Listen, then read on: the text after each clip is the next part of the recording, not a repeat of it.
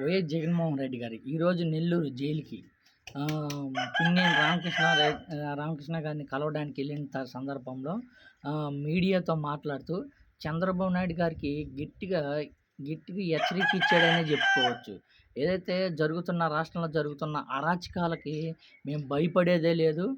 మేము ఇప్పటి నుంచి పోరాడడానికి సిద్ధంగా ఉన్నాం.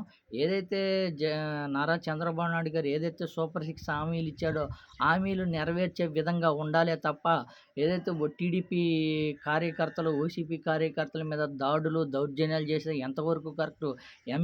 సాక్షాత్ ఎమ్మెల్యేలే పొక్కులేరుని తీసుకెళ్ళి మాజీ వైసీపీ కార్యకర్తల ఇళ్ళను ధ్వంసం చేయడం ఎంతవరకు కరెక్టు? ఇలాంటి రాజకీయ సంస్కృతి కానీ మీరు మొదలు పెడితే ఇదే కరెక్టు. రేపు ఏ ప్రభుత్వం వచ్చినా సరే, రేపు ప్రభుత్వం వచ్చిన తర్వాత మీ కార్యకర్తలు కానీ ఇదే పరిష్కారం అయింది. ఇలాంటి సంస్కృతి కరెక్ట్ కానే కాదు. మేము భయపడడం లేదు, హెచ్చరిస్తున్నాము. ఇలాంటి సంస్కృతిని కంటిన్యూ చేస్తే మా ప్రభుత్వం శాశ్వతం కాదు. రేపు మా ప్రభుత్వం వస్తే మీ కార్యకర్తలకు కానీ ఇదే విధంగా ఉంటుందని భారీ స్థాయిలో, అంటే మామూలుగా కాదు, చంద్రబాబు నాయుడు గారికి తీవ్ర స్థాయిలో హెచ్చరికలే చేశారని చెప్పుకోవచ్చు. జగన్మోహన్ రెడ్డి గారు మాట్లాడారు, ఒకసారి వినండి. మే 15వ తారీఖునే మెడికో లీగల్ కేసు ఎందుకు పెట్టలేదు? 17వ తారీఖున సిట్ చేసింది కేంద్ర ఎన్నికల సంఘం. 17వ తారీఖు నుంచి 20వ తారీఖు వరకు పల్నాడు ఏరియాలో ఆ సిట్ బృందం తిరిగి ఇన్సిడెంట్ జరిగిన ప్రతి అంశం మీద రిపోర్ట్ ఇచ్చింది. ఆ రిపోర్ట్ ఇచ్చిన దాంట్లో, ఆ సిట్ ఇచ్చిన రిపోర్ట్లలో ఎందుకు ఈ అంశం రాలేదు? మరి ఈ రకంగా ఒక మనిషిని హత్యాయత్నం కేసు మీద బిగించడం ధర్మమేనా? ఇంకొక కేసు కూడా తన మీద హత్యాయత్నం కేసు పెట్టాడు. మే 13వ తారీఖున ఎన్నికల సమయంలో పాల్వాయి గేట్ అనే పోలింగ్ కేంద్రం దగ్గర తాను అక్కడికి వెళ్ళినప్పుడు జరిగిన ఘటన మీద అసలు ఎందుకు ఆ ఘటన జరిగింది? ఎవరైనా కొద్దో గొప్ప కనీసం ఆలోచన చేసే వాళ్ళు ఎవరైనా ఆలోచన చేయాలి కదా. అక్కడ ఉన్న ఎస్సీలను, ఆ గ్రామంలో ఉన్న సామాజిక వర్గం వాళ్ళు, గ్రామంలో ఉన్న బూతులు లేకపోయి ఎవరు ఓట్లు వేసే పరిస్థితి లేకుండా ఉన్నప్పుడు ఎమ్మెల్యే అక్కడికి ఆ గ్రామానికి వెళ్ళినప్పుడు ఎమ్మెల్యే ఆ పరిస్థితిని చూసి ఎస్పీకి 4 సార్లు 10 సార్లు ఫోన్ చేసినా కూడా ఎస్పీ రాని పరిస్థితిలో ఉన్నప్పుడు, కనీసం సిఐని ఎస్ఐని కూడా పంపించిన పరిస్థితిలో ఉన్నప్పుడు, అటువంటి బూత్లో, సెన్సిటివ్ బూత్లో కేవలం ఒకే ఒక్క హోంగార్డును పెట్టి బూతులు నడుపుతా ఉన్నారు. అటువంటి పరిస్థితుల్లో అన్యాయం జరుగుతా ఉందని చెప్పడం కోసం, అన్యాయం జరుగుతా ఉన్న వాళ్ళ పక్షాన్ని నిలబడడం కోసం ఎమ్మెల్యే లోపలికి పోయి ఈవీఎంను పగలగొట్టే కార్యక్రమం జరిగింది. ఎందుకు ఈవీఎంలో నిజంగానే ఎమ్మెల్యేనే రిగ్గింగ్ చేసుకుంటా ఉంటే, ఎమ్మెల్యేకి అక్కడ నిజంగానే ఎమ్మెల్యే పరిస్థితి అంత బాగుండింటే ఎందుకు ఎమ్మెల్యే ఈవీఎం పగలగొడతాడు? అక్కడ పరిస్థితి బాగలేదనే కదా, అన్యాయం చేస్తా ఉన్నారనే కదా. అక్కడికి పోయినప్పుడు అన్యాయం చూశాడు కాబట్టే కదా ఈవీఎం పగలగొట్టాడు. ఆ ఈవీఎం ఏదైతే పగలగొట్టిన కేసులు ఏదవుతుందో తనకు బెయిల్ వచ్చింది. ఈరోజు తాను బెయిల్ అక్కడ లోపల ఉన్నది ఈవీఎం పగలగొట్టిన కేసులో కాదు, తను లోపల ఉన్నది ఈవీఎం పగలగొట్టిన కేసులో. అన్యాయం జరిగింది అని చెప్పి, అన్యాయం జరుగుతా ఉన్న పరిస్థితిలో ఎమ్మెల్యే అక్కడికి పోయి అడ్డుకునే కార్యక్రమంలో జరిగింది అని చెప్పి కోర్టులు కూడా గుర్తించాయి కాబట్టి తనకు బెయిల్ వచ్చింది. కానీ మళ్ళా తర్వాత ఏం జరిగింది? ఆ ఇన్సిడెంట్ జరిగిన 10 రోజుల తర్వాత, ఆ ఇన్సిడెంట్ జరిగిన 10 రోజుల తర్వాత, అంటే మే 23వ తారీఖున ఎమ్మెల్యే అక్కడికి వెళ్ళి హత్యాయత్నం చేశాడట.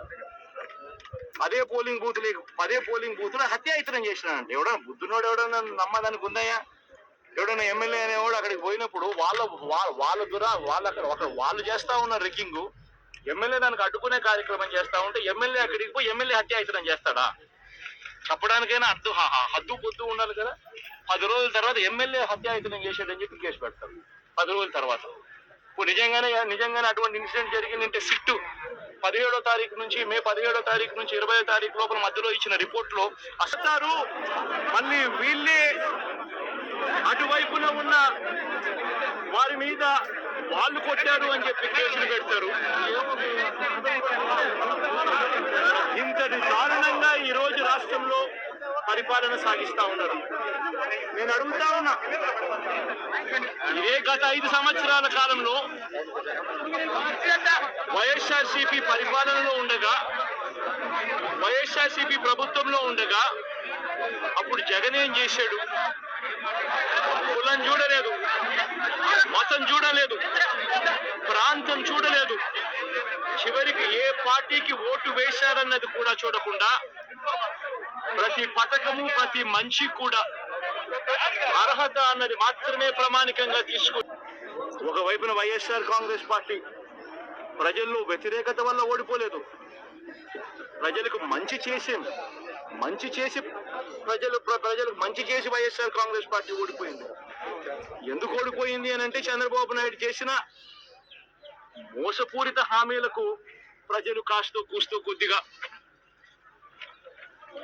ఇది అయి ఆ 10% కాస్త అటువైపున షిఫ్ట్ అయి చంద్రబాబు నాయుడు గారు అధికారంలోకి వచ్చిన పరిస్థితులు. మరి చంద్రబాబు నాయుడు అధికారంలోకి వచ్చిన తర్వాత ఈ రోజు రైతులకు ఇస్తానన్న రైతు భరోసా 20,000 రూపాయలు ప్రతి రైతన్నకి ఇస్తానన్నాడు. వ్యవసాయం స్టార్ట్ అయింది, ఖరీఫ్ మొదలైంది, పంటలు వేగంగా వేస్తా ఉన్నారు రైతన్నలు. ఇంతవరకు రైతు భరోసా 10,000-20,000 రూపాయలు ఇస్తానన్న దానికి అతి గతి లేదు. బడులు మొదలయ్యాయి. అమ్మఒడి కింద జగన్ 15,000 ఇస్తాను అని అంటే కాదు, చంద్రబాబు నాయుడు వస్తే ఎంతమంది పిల్లలు ఉంటే అంతమందికి ఇస్తాడు, ప్రతి ఒక్కరికి 15,000 ఇస్తాడు అని చెప్పారు. రాష్ట్రంలో 1 కోటి మందికి పైగా బడియీడు పిల్లలు ఉన్నారు. బడులు స్టార్ట్ అయ్యాయి. ఆ ప్రతి తల్లి కూడా అడుగుతారు కూడా ఈ సందర్భంగా చంద్రబాబు నాయుడు గారిలో మార్పు రావాలని సందర్భంగా కూడా తెలియజేస్తా ఉన్నా. మొత్తం అయితే జగన్మోహన్ రెడ్డి గారు కోరేది ఏంటంటే ఏదైతే హామీలు ఇచ్చారో ఆ హామీలు నెరవేర్చే విధంగా పరిపాలించండి, లేకపోతే రాజకీయం అలా కాకుండా కుట్రపూరితంగా ఏదైతే వైసీపీ కార్యకర్తలని వాళ్ళ కార్యకర్త ఆస్తులను ధ్వంసం చేయడం ఏదైతే కరెక్ట్ కాదు. మీరు కానీ ఆ సంస్కృతిని కానీ మళ్ళీ ప్రారంభిస్తే మళ్ళీ వచ్చే ప్రభుత్వం కానీ అదే విధంగా కొనసాగించే విధంగా మొదలుపెట్టిన వాళ్ళు అవుతారు. మీరు ఏ విత్తనం నాటితే అదే వృక్షం అయితే ఆ వృక్షానికే దెబ్బలు తింటారు. మళ్ళీ అది మానుకోండి, మేము హెచ్చరిక చేస్తున్నాము, విజ్ఞప్తి చేయటం లేదని హెచ్చరిక చేశాడు జగన్మోహన్ రెడ్డి గారు.